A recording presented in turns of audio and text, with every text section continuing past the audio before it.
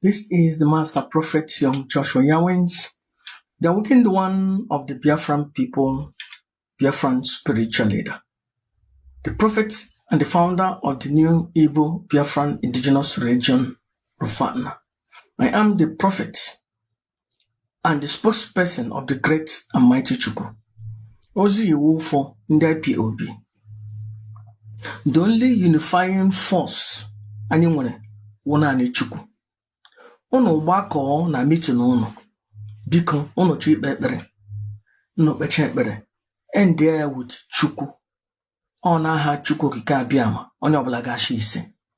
Because ọwụ naanị Christians nọ na IPOB.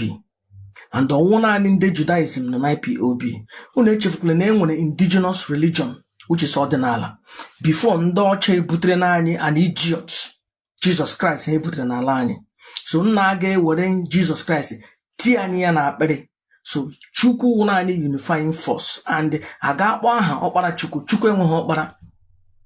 Naanị kpee ekpere na Chukwu, gozie ala wu Chukwu, endea wu Chukwu. Onye ọbụla ga-achị ise. Onye na-achọ ya asị amen, amen ra. Otu ọ dị. The only way ọ ga-eje unify anyị na IPOB, if not, nsogbu ga-adakwa. Nsogbu ga-ada. Ndewo.